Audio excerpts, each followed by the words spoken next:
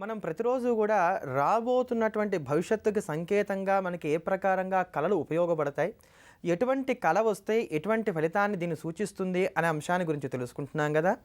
ఆ క్రమంలో నేటి రోజున మనకి కళలో గనక మీరు ఏదైనా సరే తెల్లని పదార్థం తింటున్నట్టుగా అన్నం కానీ లేదా కోవా బిళ్ళలు కానీ ఇవన్నీ తెల్లగా ఉంటాయి.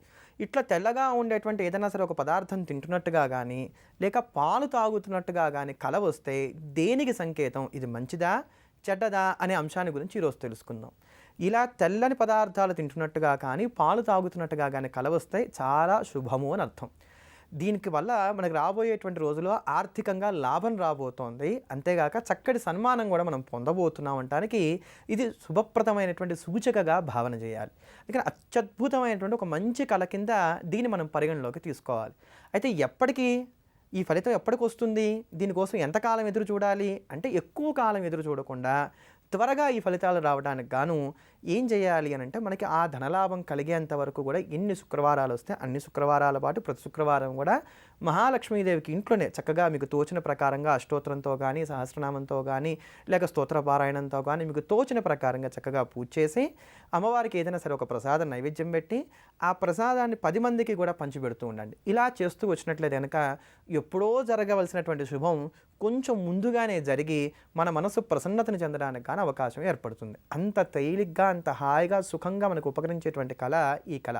ఇలా తెల్లని పదార్థాలు తినటం కానీ లేక పాలు తాగుతున్నట్టుగా కానీ కళ వచ్చినట్లయితే మనకి శుభం జరగబోతుంది అనడానికి ఇది చక్కటి సంకేతం. అందుకనే కళలు ఏ ప్రకారంగా వస్తున్నాయి, వీటిని ఎలా అర్థం చేసుకోవాలి అనేది మనం చక్కగా తెలుసుకోగలిగినట్లయితే కనుక భవిష్యత్తు గురించినటువంటి అంచనాలన్నీ చక్కగా వేసుకొని దానికి తగ్గట్టుగా మన నడవడికను మార్చుకోవచ్చు. అంత హాయిగా మనకు ఉపకరించేటువంటిదే స్వప్నశాస్త్రం. ఇందుకు ఉపకరిస్తాయన్నమాట ఇలాంటి కళలన్నీ కూడా. అదే ప్రకారంగా ఈరోజు మంగళవారం నాడు మనం పూజింపవలసినటువంటి దైవాలలో అత్యంత ప్రధానమైనటువంటి దైవం ఆంజనేయ స్వామివారు.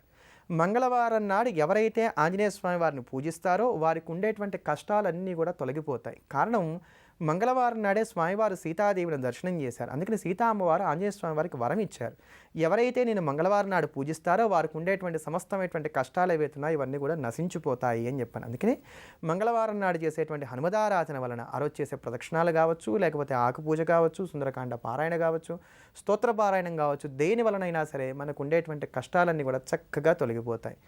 ఇటువంటి కష్టాలన్నీ కూడా తొలగించుకోవడానికి, మనలో ఉండేటువంటి శ్రీరామ భక్తిని పెంపొందింపజేసుకోవడానికి మనకు అద్భుతంగా ఉపకరించేటువంటి స్తోత్రమే హనుమాన్ భుజంగ ప్రయాత స్తోత్రం. భుజంగ వృత్తము అనబడేటువంటి ఛందస్సుకు సంబంధించినటువంటిది. ఈ ఛందస్సు పాము మెలికలు తిరిగినట్టుగా తిరుగుతూ సాగుతుంది కనుక దీనికి భుజంగ వృత్తము అనబడేటువంటి పేరు వచ్చింది.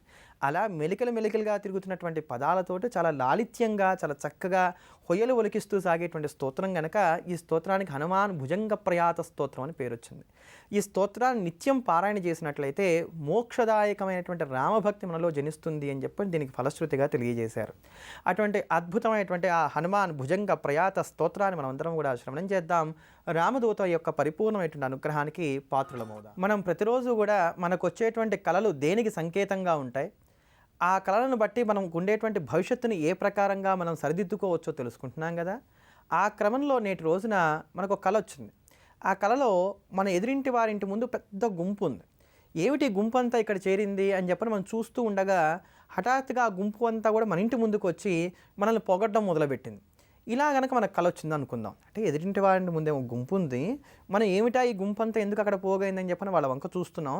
చూస్తూ ఉండగానే వాళ్ళందరూ కూడా మనం పలకరిస్తూ మన ఇంటి ముందుకు వచ్చేసారు, మనల్ని పోగొట్టడం మొదలుపెట్టారు. ఇట్లా కనుక కళ వచ్చినట్లయితే కనుక ఈ కళ మంచి కళ కాదు, జాగ్రత్తగా గుర్తుపెట్టుకోవాల్సిన అంశం ఇది.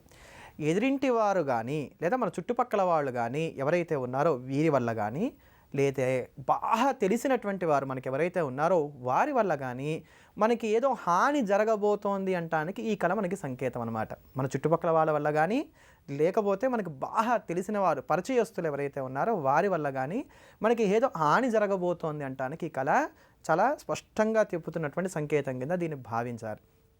మరి ఇటువంటి సంఘటన రాకుండా ఉండాలంటే అప్పుడు మనం ఏం చేయాలి?